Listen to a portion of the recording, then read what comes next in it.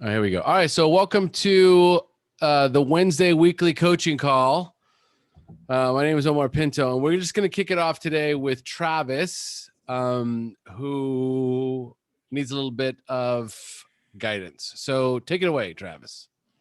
Well, so I guess I am struggling to find the balance between being an introvert and extrovert. Mm-hmm. Mm-hmm. Two respected people in my life, being my sponsor and my therapist, saying, "Hey, if you go down into a place like, camping by yourself for several months at Mm-hmm. a time, how are you gonna check in with people? And I'm like, well, I'm an introvert. I don't need people. Mm-hmm. I need to check in a little bit, but like this COVID has brought a little bit of a spotlight on digital communications and stuff. However, I don't get the physical interaction and stuff. So it's weird, because most of the time, me being a pretty heavily introvert, I feel like my social needs get met, but I also can realize the aspect that I avoid um, social gatherings because it makes me uncomfortable. And I think it's something that I have allowed my fear to prevent me from progressing in my life. Mm-hmm. Mm-hmm. And that fear looks like paralysis and freeze from the fight, flight, or freeze model. I freeze when I get overwhelmed, and sometimes stepping out of my box and being an extrovert is that problem. Um, so yeah, I guess really myself is I'm struggling to understand the balance of getting healthy physical and social interactions while also not overwhelming the shit out of myself. Mm-hmm. Mm-hmm. Mm-hmm. Mm-hmm. So, what would you call that when you're out socially with a group of people? What does that feel like for you? If it depends on the people, man. Like if I'm with like my best friends and I'm allowed to be myself, Mm-hmm. all out. But when it's strangers, I'm like pearl in an oyster, man. Don't talk to me. You gotta pry my ass open. Mm, mm, So okay. if I'm the stranger and I don't know anybody, I feel incredibly uncomfortable. But if I'm with a group of people that I've known my whole life and I trust them to not judge me and make me accept my quirks and stuff, then I feel a lot more comfortable. So that could probably be something to pick at, I guess. Okay. So, um, would you consider it social anxiety? Possibly. Okay. All right. So, when does the number of people, like if you're in a group of people you don't know, when does the number become overwhelming? Two, Three. Like three. I can deal with two, like all right, but once it comes like three, four, or five, I'm like, I'm just gonna sit here and observe. Okay. All right. So, and do you enjoy observing? For the most part, I'd say so, but I also find like the thoughts in my head, like, why didn't you engage in that conversation? You had to Mm, say about it.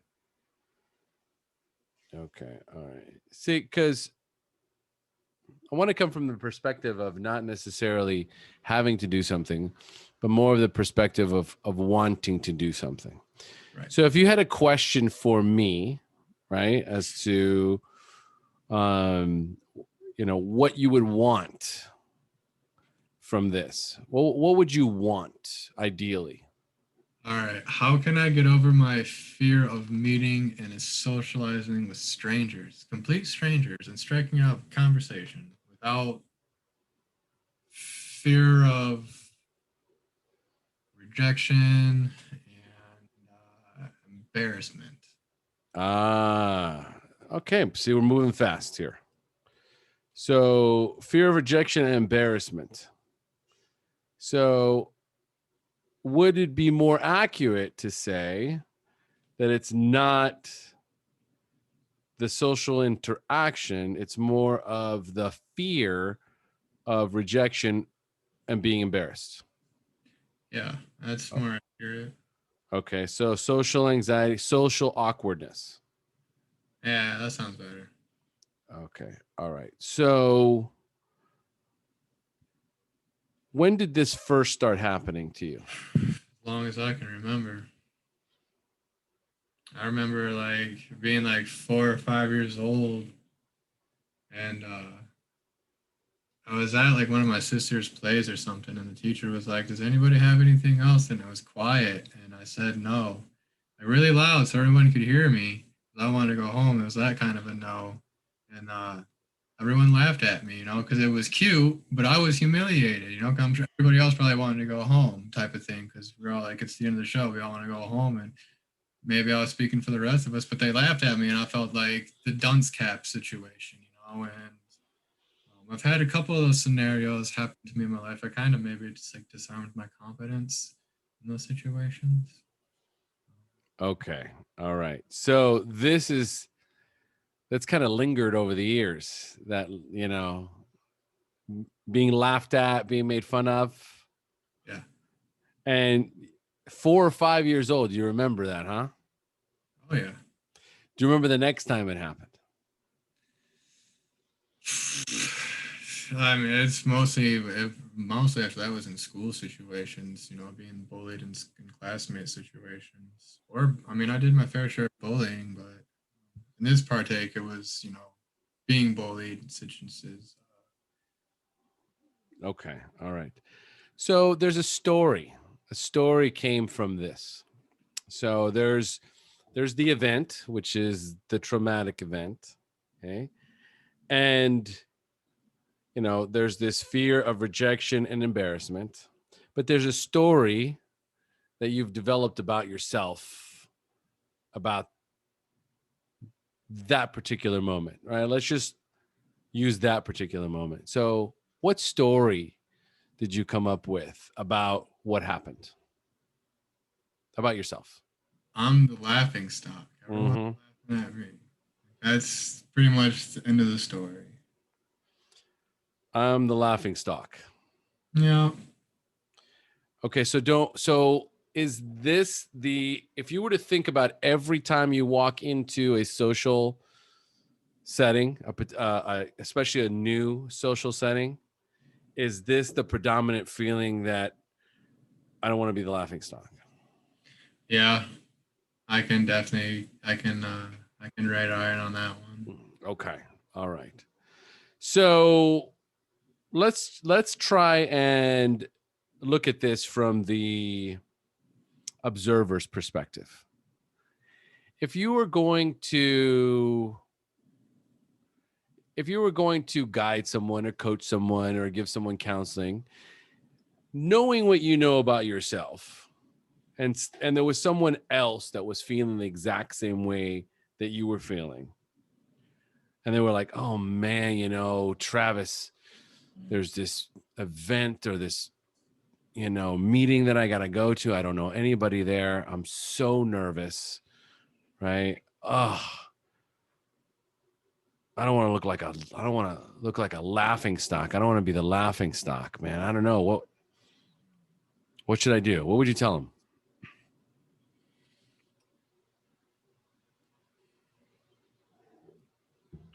Trust yourself and have confidence. Right? It's all right to fail. Ah, Yeah. wow. Okay. Can you repeat that again? Have confidence, trust yourself, and know that it's okay to fail. Okay, and know that it's okay to fail. It's interesting how quickly we come up with a very sort of confident retort or confident answer when it comes to someone else. Hey, trust yourself, man. Have some confidence. Yeah, it's okay to fail. Yeah. Does that help, Travis? I mean, it does. Mm-hmm. It is, and it's the same thing, and it really goes. I mean, it's a part of it, right? Like the childhood traumas and the social Mm-hmm. anxieties. But I mean, realistically, what it comes further down to is when I'm struggling most days than not, it's because my spiritual condition is not where it needs to be. My priorities are not where they need to be. and so it's easy for me to sit around and nitpick and be like, oh, hey, today I'm feeling these child anxieties and, whatever. And I mean, it's great work to do. Like it does, and it's a great identification to do because it's like a real thing. Like I walk in, even when I came here for the first time, I was kind of like, I'm just kind of sit back, and now I'm like hosting meetings, like, hey, a meeting type thing, like I'm fairly confident about hosting a meeting, still, over the general consensus, like the past 2 or 3 weeks, my self-care has not been at the top of the priority, so I have put myself at a more vulnerable position to reflect on situations like this, and make myself think the shit out of my life instead of doing the right thing. So you mentioned spiritual condition. Yeah. Okay. So what is going on there? Yeah. So I'm still resistant to accepting my higher power. I'll say that. Okay. For what reason? I am still have things to accept, surrender. I have reservations. I have to work the first 3 steps better. I have to work them a little deeper. I believe. Most Okay.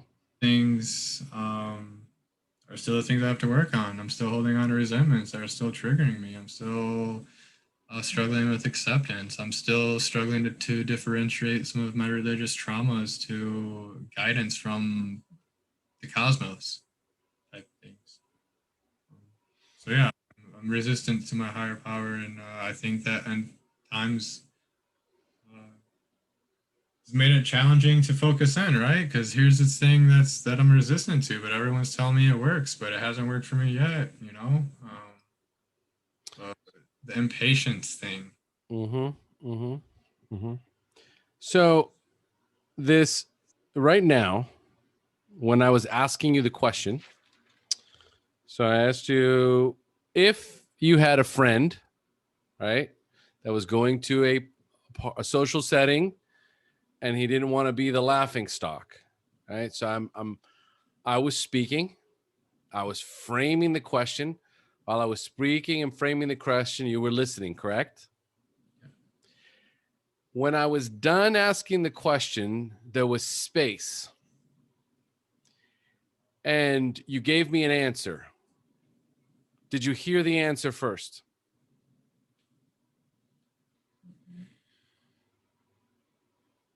Yes. Okay. That's spirituality. Right. That's it. There's nothing else. There's no building or book or ritual. It is quieting the mind long enough to hear yourself.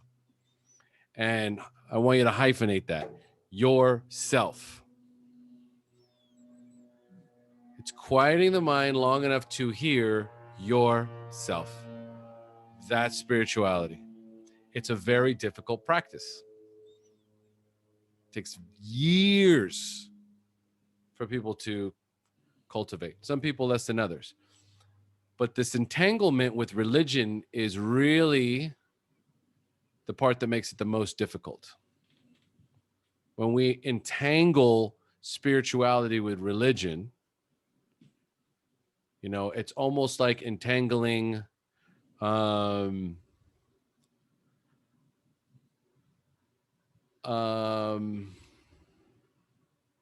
can't think of the appropriate analogy, but the bottom line is this: you don't need one to have the other.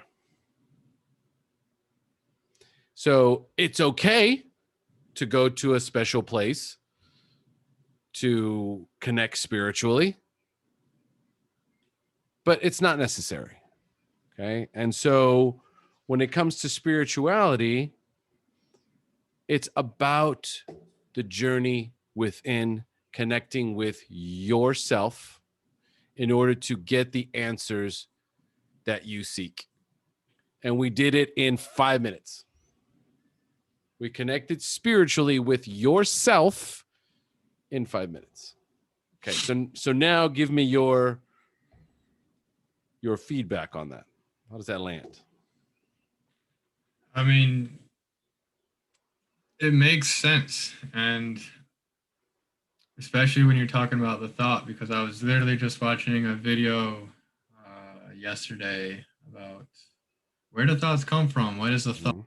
Mhm. And how different gods control different emotions. And when you're in the wrath of anger, it's one God controlling. And you're like, it went, if you want to go that far about it, but really, like, yeah, like thoughts, like, where does it come from? And with how fast my thinking goes, I struggle to slow it down. And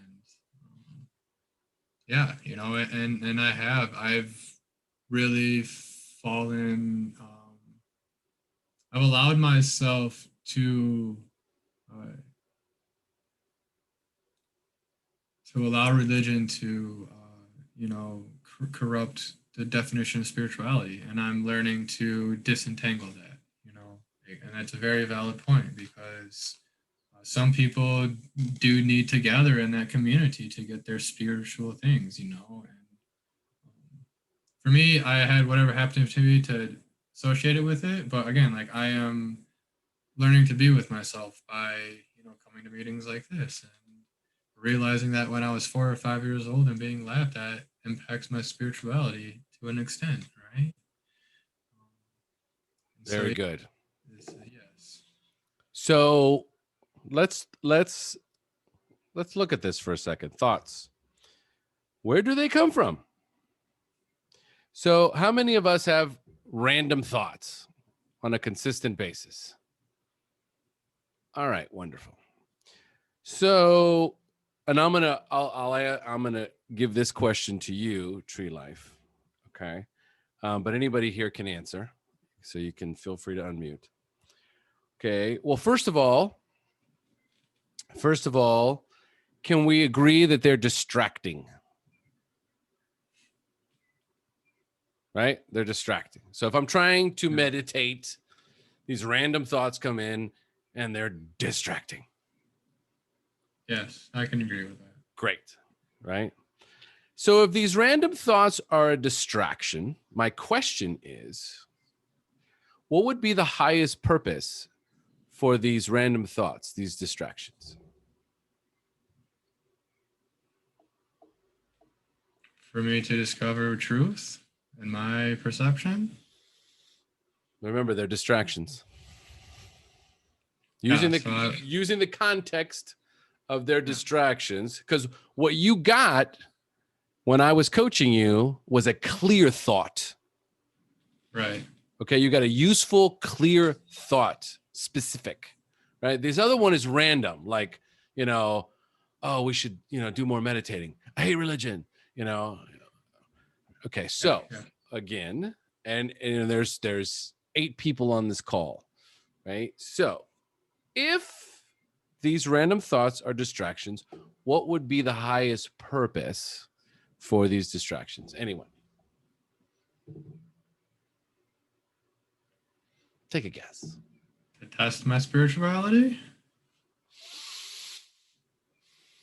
Yeah, that's the first time I've heard that. I like that. I'll write that down. Test my spirituality.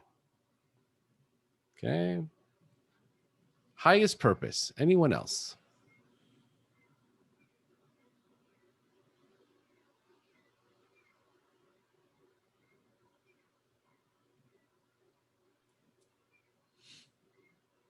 There should be enough quiet in your guys' heads. Somebody has to pop up for somebody.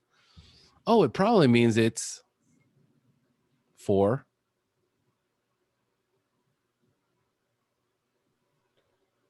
For me, it's a reminder that I'm not present, but I can't always access that thought when I'm distracted. It seems difficult. I forget that a lot. Okay. Now, here's the thing. The distractions, the random thoughts, are there specifically to prevent you from being present. So why would your subconscious mind want to prevent you from being present? So I was thinking for like self-protection, because usually the thoughts are negative and they're usually like, remember when this happened last time and don't do that again. Or, worrying about something in the future, like, well, what if this happens? What if that happens? Or, Excellent. Excellent. Now, I want you all to sit for a moment, and I just want you to contemplate that so that you can give yourself some grace. Life is about grace. We learn to be graceful, to be patient, to be loving, to be kind, to be gentle, right? And this is an opportunity to do just that. When we recognize that these random thoughts that come in, sometimes at a millisecond, they come in so fast and so furious, it's impossible to even focus on one of these distracting thoughts. Just as one distracting thought comes in comes another distracting thought, and it gets so overwhelming that you're like, okay, that's it. I have to try this again some other day. Right? If I pause for a moment and I go, my mind's protecting me. It's afraid. If I think about this, it could make myself, it could make my human sad. My human doesn't like this. This reminds my human of the time when he was 4 or 5. So don't go there. Don't go there. Don't go there.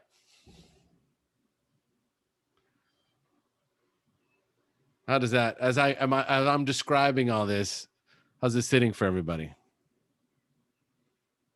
That makes sense to me. It's like pretty much what trauma is. Mm-hmm. It's just a thought. It happens to you once and you relive it over and over and over and over and over in your mind. Okay, this 4 or 5-year-old kid that doesn't want to be a laughing stock. And now how old is this kid? Damn near 28. Over 20 years, 24 years of I don't want to be a laughing stock. I don't want to be made fun of. I don't want to be embarrassed. However, if that same kid was going to give someone else advice, he would say, trust yourself and be confident. It's okay to fail. And so ideally what we want is we want to train our mind to do the same. Like we want to respond to our own mind and say, listen, it's okay. It's okay. We can trust ourselves. Right? Let's have some confidence. It's okay to fail. It's all right. If we say the wrong thing, it's not the end of the world. We'll learn something from this. And what happens is, as you start to train yourself to have a dialogue with yourself, eventually the random thoughts that come into your head will start to match that tone and shift from negative to positive. Does that make sense? Perfect. The brain is plastic. Oh, dude. It's like this. Like even as I'm having this conversation, I'm trying to remember the last time I had those really intense, random thoughts, okay, that I couldn't get away from or that were negative. Right? Like the thoughts that come into my head, I feel like I have a little tiny coach inside of me. So like as something's happening to me, it immediately starts asking me coaching questions. It's crazy, right? So the brain is, yes, like you said, right? It's malleable. Okay. When we talk about neural pathways and creating new neural pathways, and even the way I'm talking to you right now, and as I'm moving my hands, your brain is processing about 1,000,000 things. Okay. Even though you can only focus on one, I'm over here moving my hands, going, your brain has neural pathways and creates new neural pathways. And then my voice is kind of like hypnotic. So it's going in, and wow, that's making sense. And maybe I can start talking to myself. And before you know it, my voice is going to be in your head. People say that all the time to me after a while, after I've been coaching them for a while. It's like, I heard your voice in my head the other day when this was going on. Okay. And that's how the brain works. It takes in information. And if the information that comes in is more efficient and more effective than the current situation, it will replace it. Well done. Next question, Travis. Oh goodness. Or do we need to expand? I mean, yeah, I don't, I guess communication, right? Mm-hmm. How do I learn? Because I've got my way of communicating, but not everybody has my way of communicating. So I have to learn to take my way and kind of like shut it off and just like communicate in other people's ways when I'm misfiring communication. So how can I learn how to communicate on other wavelengths effectively to communicate with those who don't communicate? More or less, people who aren't in recovery, who practice these deep conversations and stuff like that. How can I,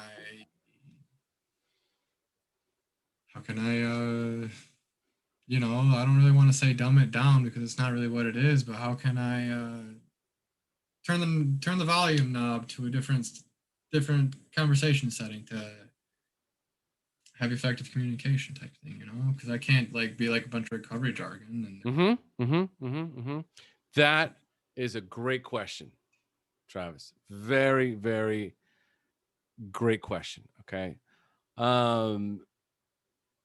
Anyone else here struggle with that same issue? Yeah. Okay. Sometimes it feels like we're a one-trick pony. Okay. And I'll tell you my story. With that. So I went to Miami to go meet with a few of my clients. And we were going to an event. And prior to the event, I was having dinner with one of my clients, and he was all excited to come meet me and hang out in person. Right. And about halfway through our, having dinner, he's like, I was really kind of hoping to meet Omar. And I'm like, well, what do you mean? He goes, well, I feel like I'm with Omar, the coach. Like, I don't feel like I'm like, this is the guy I talk to all the time, like, it just feels like it's still Omar, the coach. You're asking me questions, right? It feels like I'm in a session, right? And I said, and I mean, I was frozen. I was like, oh my God, I'm a one-trick pony, right? Like I have I just kind of turned into Omar, the coach? And what I recognize in that moment is that to a certain degree, it's how I protect myself. I have the same fears that you have, life, of being the laughing stock, of being embarrassed, of not knowing what to say. And so I've had a lot of different transitions in my life and become different versions of myself over time. And the one that makes me feel the best about me and gives me the most, like you say, trust yourself and be confident, right? And it's okay to fail, but that little part here about it's okay to fail, like I mitigate that by showing up as the coach because I'm in my zone of greatness, because I'm only going to let you in so far because I'm too busy going into you, right? And so That's a great question. I have to first, it's figuring out who you are. So Omar, as Omar the coach, right, it's more about focusing on them so I don't get any focus on me. And then I have to now consciously go into a situation and remind myself, don't coach. Okay. Be vulnerable. Tell a story. I actually have to coach myself into opening myself up because it is a practice. And I think that's everyone. So there's two facets to this. Number one is knowing who you are. Okay. And knowing, what is it that you know? Okay. So what are some of the things that you know, or that you love, or that you're fascinated about? And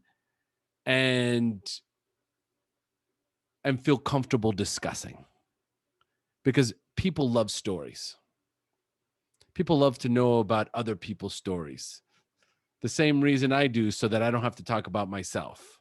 So the more I can share a story, share an experience about what I'm going through, or my famous one, which is, oh, wow, I've never heard anything about that. Tell me more about it. And then I'm off the hook, because people love to hear themselves talk. So it's real. There's a couple of techniques, but when it comes to effective communication, there is a few facets. Okay. Number one is seek to understand. So if somebody says something that you don't understand, then you ask a question. Oh man, that sounds fascinating. I don't know anything about that. Tell me more about that. Boom. That should take a good 10 minutes out of this conversation. Sweet. Right. If it's something that you know about, like this topic right here, man, when I was 5 years old, I went to this party and blah, blah, blah. And I felt embarrassed and I felt like a laughingstock. Oh my God, I can totally relate. Okay. So there is finding common ground. And the best, again, if I don't know something, just say, I don't know. I'd love to hear more about it. Right? Ask questions. Okay. So it's okay to ask questions. If you don't know the person, there's a gazillion things you can ask them. Are you a cat person or a dog person? Right? Are you, avoid politics, avoid religion. Okay. Most people are pet people, right? But mostly it's knowing who you are, recognizing that there's a facet of you that is not as outgoing as maybe others. And that's okay. Right? And the best way to get good at anything is to do what?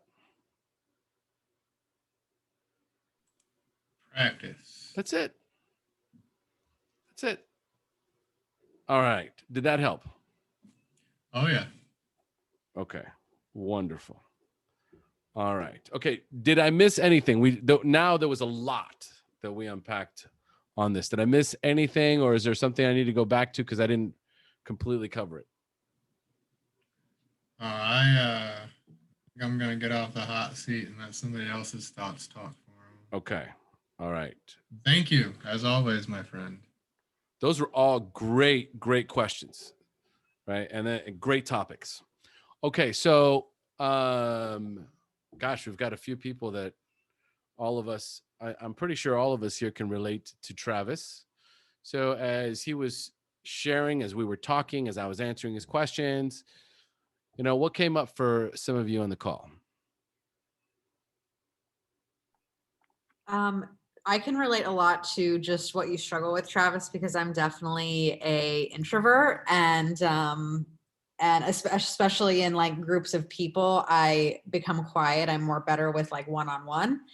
And when I am with big groups of people and like there's other like women, right, being outgoing and stuff like that, like I get very self-conscious and I find myself in like the comparison loop, especially. And then I beat myself up. And then it's just this whole like loop. And then I lose a sense of myself, right? Because I'm comparing myself to this other person. I should be more like that. And for me, it's just finding more confidence in who I am as a person. So I just that's something that I struggle with, and I can definitely relate to it. And the matter of the fact is, like, I'm just not an outgoing person in big groups of people, and I'm just not. That's not who I am. So thank you for sharing, because it's definitely something that I relate to. Well, Tori, real quick, if Oh no, here we go. we can just discuss, right? So you get caught in a negative feedback loop, Yeah. right? So what possibly did you learn from today's conversation about that feedback loop? That it's there to protect me, right? And it serves a purpose for me, because it just keeps me inside of myself, and I have the same thing. I was bullied as a kid with with a group of girls, and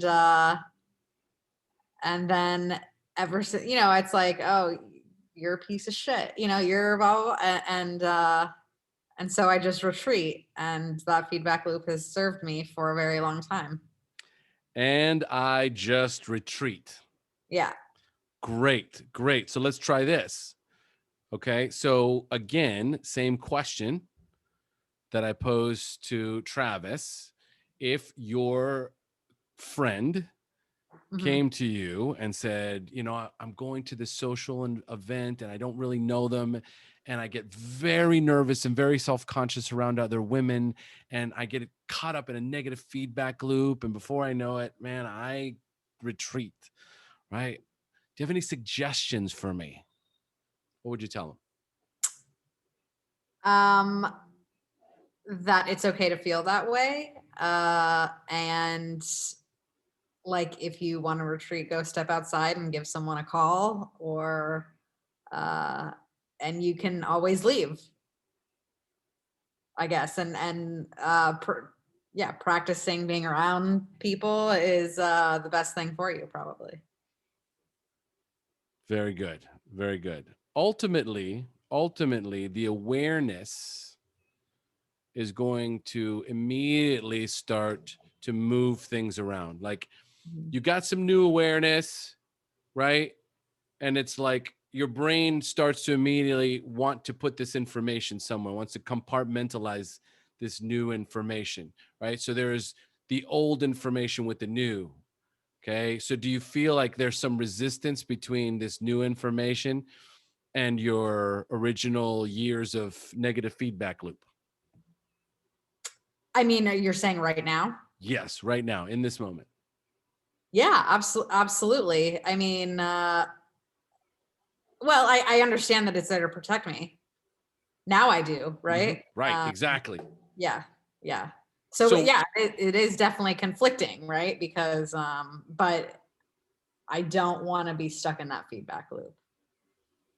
Okay, so now what's happening is, immediately as I ask the question, Yeah. the thought comes up, oh, it's just protecting me.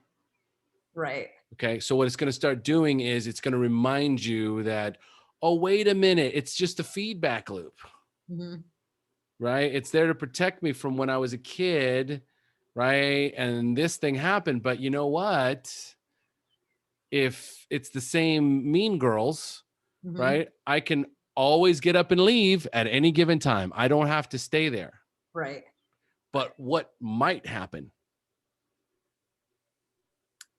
I'll have, what might happen is I'll tell myself I'm a piece of shit, or That's one option. But now that's one option. But then now, based on this new information, what else might happen? I'll be more accepting and more loving towards myself. And probably a little bit more comfortable. Right. Okay. All right. Is there anything else you have for me, Tori? Because we still have time. We talked about a lot.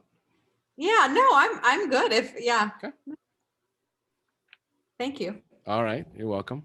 All right. So again, I'll put it out too. A lot of things came up.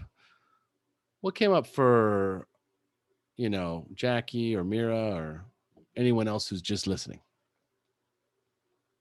I'll just say real quick, something that's really helped me is I don't know who originally said we're all spiritual beings having a human experience. Mm-hmm. I love when I can remember that because it helps me to laugh at this whole human situation and how difficult and weird and chaotic it is.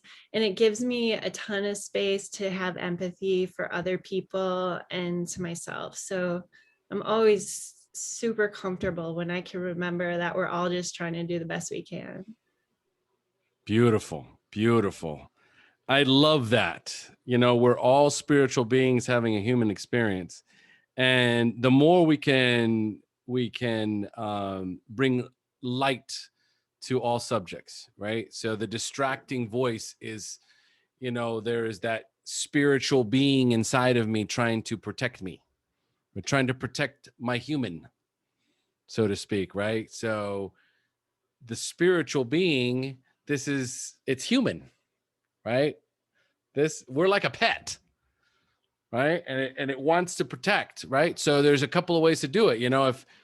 If you see your pet about to walk out into traffic because they're doing this on their phone and they're not paying attention because they're too busy staring at their phone and they're about to walk into oncoming traffic.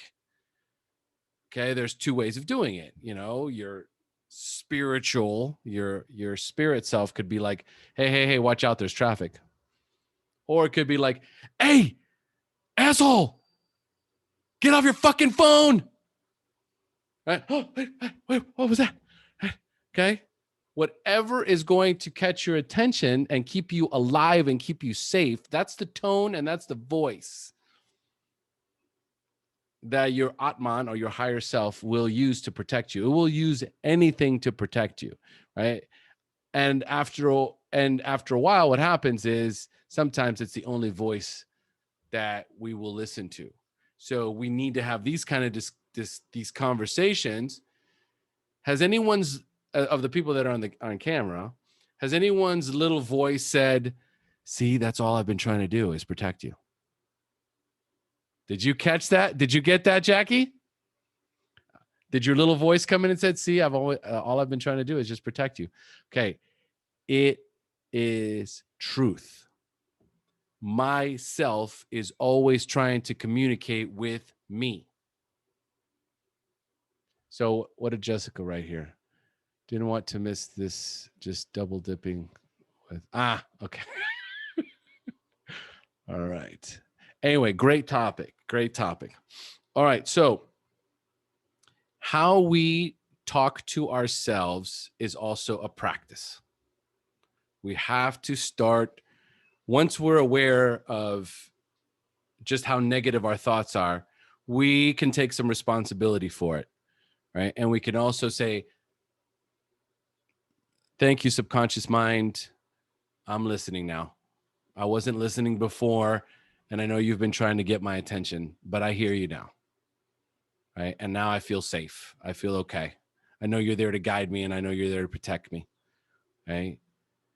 And the intensity will start to come down and come down and come down and come down and come down, right? All right. Who else? Anything else? More feedback? Any comments? It's a great topic. Let's see if I missed anything.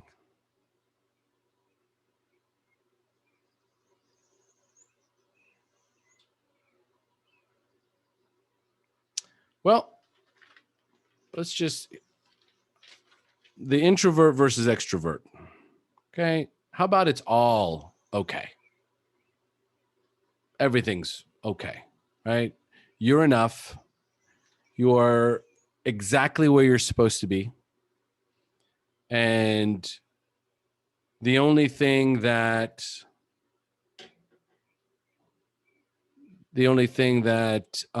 is needed is love, kindness, gentleness, understanding for yourself. Okay. The more you can be accepting of who you are, the more comfortable you will feel putting yourself in fearful situations, because fear is only there again to protect us. Just like every other negative thought and feeling, it's there to protect us, to alert us that there's danger. And if I can communicate with myself and say, wait a minute, hold on, this is probably my internal guidance system, my higher self trying to protect me. I'm sensing some danger. Is there danger here? And if there is danger, what is the danger? Oh, the danger is you might be embarrassed. Can I live with that danger? Yeah, I think I could do that. And then everything changes.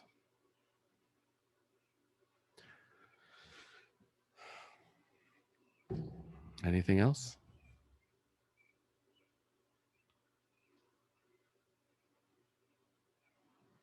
I think we're good.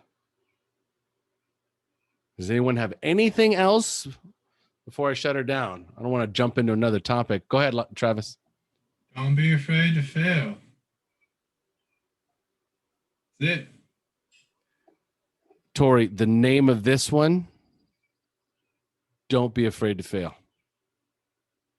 Well done, Travis. Well done. See, if you wouldn't have spoken up, we wouldn't have the title for this week's episode. Don't be afraid to fail. All right, folks, we'll see you all next week. Lots of love. Love you all.